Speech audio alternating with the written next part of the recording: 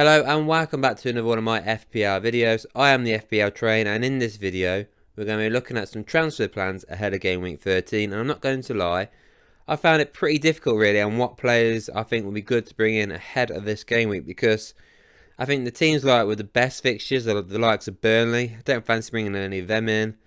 You got Nottingham Forest. I mean, I like Morgan Gibbs-White, but he's not really done it yet this season. And Sheffield United got a couple of nice fixtures coming up.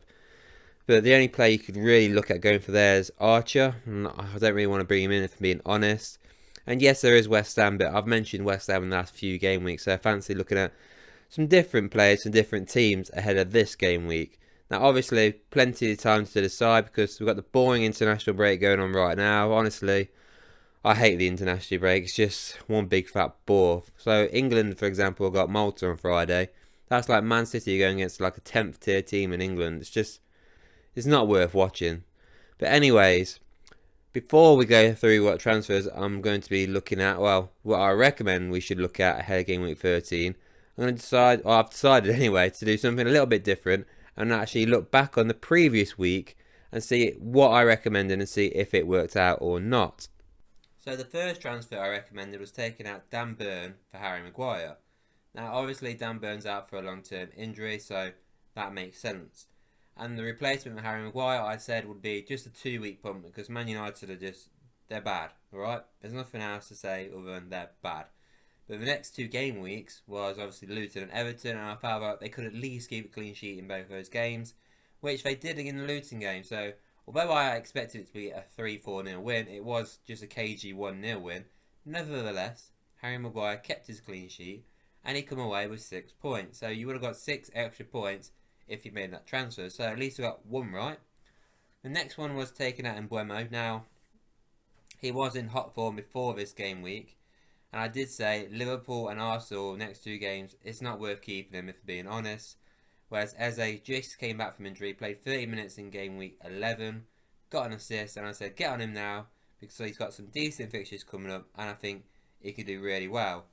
And boy did he. So he started his first game for Crystal Palace. Now, I did expect them to beat Everton, if I'm being honest. I didn't think they'd lose, but nevertheless, like I always say, if it's not a defender, who cares if they win or lose? It's about if they get the returns. And he did. He got a goal, which means he came in with 6 points as well, so he would have got 4 extra points if you made that transfer. So that's 2 out of 2, so looking good so far. Third one was James Maddison out for Kudos. Now, before I did the video last week, I didn't know the full extent of Maddison's injury. From what we heard, there was nothing serious. Turns out he's going to be out for a while, so I was right in saying take him out. Now, obviously, Kudos, I mean, they won 3-2 against Forest, but he only got a yellow card and nothing else, so that was disappointing. But I did say in the video, he isn't the best option for West Ham. The best option, if you can afford it, is Jared Bowen, who obviously did score in that game. So I'd like to see that. Well, I think anyway that was a win-win for me. Then the final one was a bit of a disaster, let's be honest. So it was Alvarez out for Callum Wilson. Now, Alvarez played, obviously, for Man City, and he got a nice assist for Man City in that 4-4 game. Brilliant game, by the way, against Chelsea. Callum Wilson, on the other hand, didn't play for Newcastle. This tight hamstring that Eddie Howe reckons he has looks like it might be a bit more than a tight hamstring, and he could be out for a few weeks for all you know. You never know. He could be back for game week 13. But either way, if you did make that transfer, I'm sorry, and you did lose out on 5 points there, especially if you had Alvarez and you took him out for Wilson, that would be a killer. Which is a shame. I mean, Newcastle did get destroyed as well by Bournemouth, which was also a shock as well. So that last one, unfortunately, didn't work out. But I like to think 3 out of 4 is not too bad. So hopefully I get the same again next week. So then, on to the transfers for game week 13. First up on here, I've got Ake out for Robinson. Now, like I did say earlier, I found it pretty tough to decide what to go for in terms of transfers ahead of game week 13. Now, Ake, he's currently flagged up for Man City, so whether he'll play or not in game week 13, we don't know. So that's an added bonus and why not to go for him. And also the fact that he's got Liverpool at home, Spurs at home, and Aston Villa away. Now, these are not easy games for Man City. Can they win all 3 of those games? Yeah, sure. I mean, I'm certainly positive they'll beat Luton away. But can they win the other 3? I think so as well. but can they keep clean sheets in those 3 games? I don't think so. So is it worth having Ake in your defence, who's rotated, currently flagged up? No. I'd definitely take him out of your team now, if I'm being honest. And the replacement I've got on here is Robertson of Fulham. Now, this one, I saw Fulham's fixtures and I thought, you know what? They're not exactly the worst fixtures in the world. Now, they do leak in goals, Fulham. But Everton at home, game week 13, that's pretty decent. Then it's Luton away, that's possible. West Ham's going to be a bit tough away. Then it's Bournemouth and game week 16. That is not a bad run of fixtures for Fulham at all. He's 4.4 million, so if you make this transfer, you save 0.6 million as well. So you can put that elsewhere in your team. So that's an added bonus as well. And I felt like it's a massive differential as well. The guy's not even 1% owned. And this could work out quite nicely. Will they keep 4 clean sheets in the next 4 games Fulham? No. Will they keep 3? Probably not. But 2's a bonus, I'd say, because I do think that'd be one more than what Liverpool can keep. Not so Liverpool, Man City. So, yeah, I think it is worth going for Robertson as a little bit of a punt. He's 4.4 million anyway, so I'm sure he'll probably be more of a bench option further down the line as well as. So, that's also a positive because he's got decent fixtures coming up. You can rotate him after this as well because he's dirt cheap. So, I think this is a pretty decent transfer, to be fair. So my midfield change on here is taking out Matoma of Brighton. The reasons why is because their good fixture run is now coming to an end. Nottingham Forest is the last of that good fixture run, and I'm not going to lie, I obviously didn't go for Matoma, so I feel like I got away with this, but it has been absolutely shocking from Brighton, that good fixture run they've just had. So, obviously after Man City, this is when they had Fulham, Everton, Sheffield United, and then Forest coming up. They've just drew the last 3 games in a row. That is really disappointing.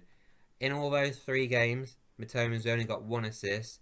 The Sheffield United game, he only played 45 minutes. He didn't start in that game. He's now just come away from international duty with an injury, so that's also negative. And obviously after that, the fixtures for Brighton after game week 13 are not very nice at all until game week 21. So now it's the end now for Brighton players. There's no need to keep them anymore. I feel like if you did go for Matoma in that good fixture run, you'd be bitterly disappointed really, because he's been massively disappointed to get just 1 assist in those games. He's got 1 assist in the last, 5-6 games now? Since game week 6 really, when he had those haul points. He's just been disappointing. So I do think now's the time to get rid of him. There's no point keeping him. He's still highly owned as well. So if you have got him, get rid of him. Definitely recommend that. Whereas Hwang, on the other end, I'm pretty sure I said that right. He's got a nice run of fixtures coming up. Now, he is somebody I think is going under the radar because, and I say that, because Neto was getting all the plaudits. Rightfully so, because he did do that assist run for obviously Wolves. But Hwang has also been pretty decent as well. He's got quite a few goals and assists this season. He's actually scored more points than Matoma, which might surprise a few people.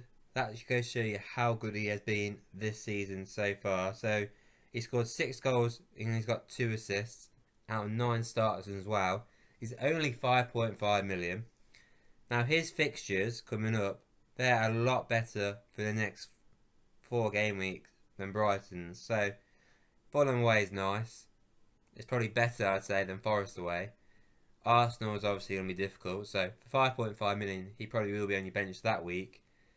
But then 2 home games against Burnley and Forest. Mate, I think that is a good run of fixtures for him. And like I said, he's doing pretty well so far to get 8 returns in 9 starts for Wolves. So he's somebody definitely is going under the radar right now.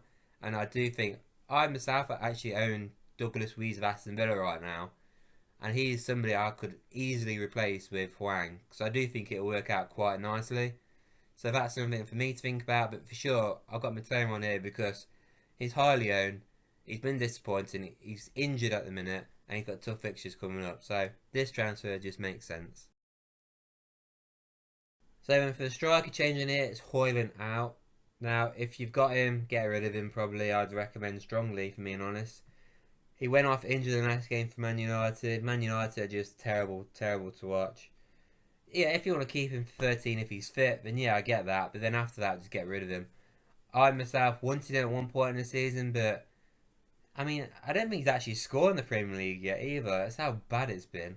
So yeah, he's been a bit disappointed in the Premier League, but what Man United player hasn't been disappointing so far this season? So if you have got Man United players, just get rid of them, really. I mean, I've got Fernandes, personally. I'm really reluctant to get rid of him, but I want to get rid of him at the same time because I'm just frustrated with Man United. So, yeah, the fixtures, I mean, Everton in game week 13 and Bournemouth for 16 are nice, but is it worth keeping him for 16 when you're going to have him on the bench realistically for 15 and 14? Because you just don't see Man United scoring. I don't think it's worth it, so that's why I recommend getting rid of Højlund. Now, the replacement on here is Solanke. You might think it's knee-jerk because he scored 2 goals against Newcastle. I actually already own Solanke. I've had him for a while now. Had him on the bench though in the last game week, so I didn't get any of those points that he got against Newcastle. But he does have Sheffield United next game, so maybe a bit of form, maybe he'll score some goals there. If you don't want to go for Solanke, that's fine. The only other recommendation I think of at the minute, really, is probably Cameron Archer if you don't own him, because he's got 2 nice fixtures. Other than that, I could probably only suggest Darwin Núñez, but he's not 100% starter, let's face it. Because some other fixtures, let's say Burnley, for example. Who's going to score for Burnley? Can't see it. West Ham got Antonio, but the guy didn't play enough minutes to really warrant getting into your team. So there are issues in terms of what striker to pick. I understand the Cameron Archer pick because he's cheap. I recommend in here Solanke because, to be fair, he's not actually looked too bad this season. He did get a goal disallowed, which was offside against Man City. So yeah, he's looked pretty decent, I think, this year. This is probably the best I've seen him play in his career so far. He obviously has so much promise, but it looks like he's playing really well at the minute. And I do think he might be worth a punt. I own him. I definitely recommend others look at having him. But yeah, I understand if you don't want him because Villa and 14 and United 16 aren't the best. But United do concede a lot of goals, so he could score in that game. So it's just really Villa, I'd say, is a tougher fixture there. So that I would definitely recommend going for Solanke in this game week. So that's it then. Those are the recommendations I think are good for game week 13. Let me know what you think. Is there anybody out there that I'm forgetting who I'm not thought about? Let me know, because I did find this video hard because there's just the fixtures aren't great. I mean, as much as I wouldn't say Darwin Núñez is a good pick, Man City in game week 13, is it worth saying in this video? I don't think so. So that's why I didn't go for that. But let me know what you think. Please don't forget to like this video and hit subscribe. And I'll see you all on the next one.